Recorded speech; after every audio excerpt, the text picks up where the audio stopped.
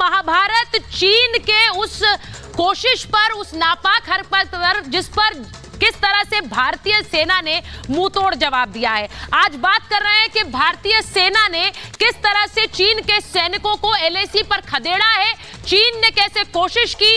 और सबसे पहले आपको यही बताते हैं कि आज मेरे साथ स्टूडियो में वॉर वेटरन्स का एक पैनल है। अपने बच्चों को पैसे का पाठ नहीं सिखाएंगे तो पैसा कमाने के बाद में हो सकता है वो आपको ही बेच दें। सावधान, फ्रीडम ऐप को डाउनलोड करें, बच्चों को पैसे का पाठ कैसे पढ़ाना है सीखिए। सेना के, इंडियन एयरफोर्स के बड़े अधिकारी इस वक्त हमारे साथ स्टूडियो में जुड़े हुए हैं और साथ ही हमारे साथ देश की जनता है जो जानना चाहती है कि आखिर उस दिन क्या हुआ और उसके बाद भारत का रवैया चीन के साथ क्या होना चाहिए। यही लोग सीधे सीधे इन वॉर वेटरन से भी सवाल पूछेंगे। लेकिन सबसे पहले किस तरह से भारत और चीन के बीच एक झड़प हुई, एलएसी पर यह झड़प हुई, चीन और किस तरह 9 दिसंबर को यह झड़प हुई। कोशिश यह थी कि कैसे एलएसी को पार किया जाए, लेकिन भारतीय सेना ने खदेड़ दिया। यह खबर किस तरह से जब देश में आई तो इसे लेकर राजनीति भी बहुत हुई, लेकिन उस राजनीति के पार जाकर बड़ी बात यह है कि देश एक सुर में आवाज उठा रहा है कि चीन के साथ अब किस तरह का रवैया अपनाना है, यह बताना होगा। मेरे साथ मेजर गौरव आर्या स्टूडियो में आ गए हैं। मेजर आर्या, मुझे लगता है सबसे पहले हमें लोगों को यह बताना चाहिए कि वो जगह कहां है जहां पर यह पूरी घटना हुई और वहां का, उस इलाके का टेरेन कैसा है, जिससे हमारे साथ जनता भी समझे और उसके बाद हमारे साथ वॉर वेटरन्स तो हैं। जी धन्यवाद सुचारिता। मैं आपको बताऊं दूं कि ये जो तवांग जगह है, first of all high altitude है, 4 कोर एरिया में आता है। 4 कोर का हेडक्वार्टर तेजपुर में है। मैप दे सकते हैं आप। और ये एरिया जो है, ये इसमें घाटियां बहुत हैं, वैलीज हैं, ऊंचे ऊंचे पहाड़ हैं और जहां पे डिप्लॉयमेंट है हमारी फोर्सेस का तवांग में। हाई एल्टीट्यूड तवांग कहां है, पहले वो तस्वीर एक बार स्क्रीन पर दे दीजिए। तवांग कहां है महेश, जरा वो तस्वीर दिखाइए, उसके बाद मैं इन सैटेलाइट इमेजेस पर भी आऊंगी। मेजर अगर आप इस पर बताएं, क्योंकि हमारे बिल्कुल भूटान, बिल्कुल आप देखिए जो इसका वेस्टर्न छोर है वो भूटान को टच करता है, इसीलिए स्ट्रेटेजिकली इंपॉर्टेंट भी है। एक तरफ तिब्बत, एक्चुअली भारत का कोई भी बॉर्डर चीन के साथ नहीं है, वो तिब्बत के साथ है। तो एक तरफ भूटान, एक तरफ तिब्बत, एक तरफ भारत। तो ये बहुत स्ट्रेटेजिकली इंपॉर्टेंट जगह है तवांग। और जैसा मैंने बताया था कि हाई एल्टीट्यूड, यानी हाई एल्टीट्यूड किसको कहते हैं दोस्तों, 9000 फुट की ऊंचाई से ज्यादा हाई एल्टीट्यूड होता है।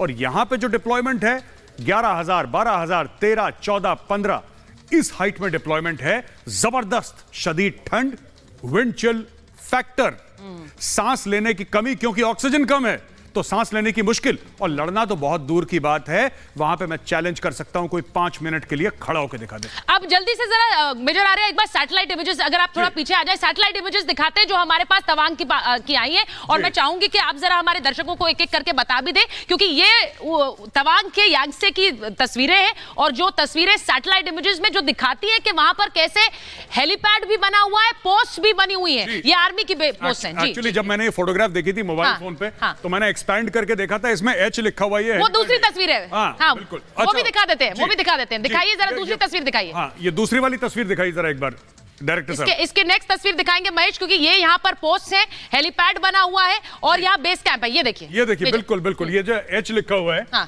This is a universal sign for a helipad. यहाँ पे हेलीपैड बनाया है, यहाँ पे बेस कैंप बनाया है, यहाँ पे पोस्ट 1, पोस्ट 2, पोस्ट 3 है। यानी कि जो भारत का इंफ्रास्ट्रक्चर होना था वहां पे कि दुश्मन आएगा तो हमें ये तैयारी करनी है, वो तैयारी हमारी मुकम्मल थी। पहली चीज तो जो कोई ये कह रहा है कि साहब भारत को सरप्राइज हो गया, भारत को पता ही नहीं था, जो कई लोग पॉलिटिकल पार्टीज ये कह रही हैं कि नहीं, आपकी जो फोर्स डिप्लॉयमेंट है उसमें गैप है।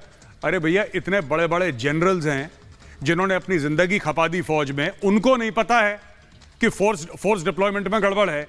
लेकिन हमारे राजनेता जो हैं उनको बड़ा पता है कि फोर्स कैसे डिप्लॉय होती है।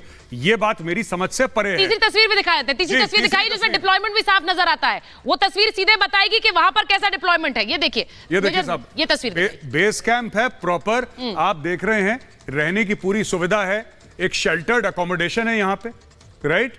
और यहाँ पे जिस तरीके से दिखाया गया पूरा, तो यहाँ पे मैं ये समझता हूँ यहाँ पे स्टोरेज के लिए, एम्युनिशन डंप के लिए, रहने के लिए मेस हॉल जो है और पूरी जो सुविधाएं होती हैं बेस कैंप में, वो पूरा यहाँ पे एक छोटा सा क्लिनिक या मेडिकल सेटअप भी होगा सब, यानी कि सारी सुविधाएं जो एक फौजी को डिप्लॉयमेंट के वक्त दी जाती हैं हाई एल्टीट्यूड में, सारी की सारी यहाँ पे होंगी। यहाँ पे ऑक्सीजन के सिलेंडर्स भी होंगे और यहाँ पे एक डॉक्टर भी होगा, सब कुछ होगा बिल्कुल यहाँ पे पूरा। तो पूरी तैयारी के साथ फौज वहां पे, ऐसा नहीं कि उनको ऐसे ही भेज दिया। अब मेजर आर्य, मुझे लगता है कि थोड़ा इधर आते, क्योंकि हमारे साथ एक पूरा पैनल है, हमारे साथ यहाँ पर देश के युवा हैं, वो लोग हैं जो इस खबर को समझना भी चाहते हैं, इसके इंप्लीकेशंस भी समझना चाहते हैं कि आगे चलकर एक भारत का रवैया चीन जैसे देश के साथ क्या होना चाहिए। मेजर जनरल एसपी सिंह हमारे साथ है, मेजर जनरल एसपी सिन्हा हमारे साथ जुड़ रहे हैं, मेजर जनरल राजन कोचर हमारे साथ है, मेजर जनरल वीके दत्ता हमारे साथ स्टूडियो में है, ग्रुप कैप्टन उत्तम कुमार देवनाथ हमारे साथ हैं, कर्नल शैलेंद्र सिंह है और प्रोफेसर कपिल कुमार है। बहुत बहुत स्वागत मैं आप सभी का कर रही हूं। और मैं ये भी पूछना चाहती हूं मेजर, अगर आप सबसे पहले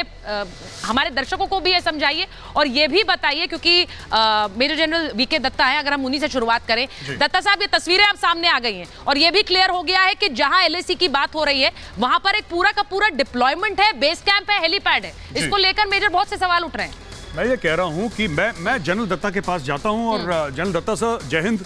सर, मैं आपसे एक बात ये पूछना चाहता हूं। लोग कहते हैं कि साहब जो हमारी डिप्लॉयमेंट थी उसमें गैप्स हैं।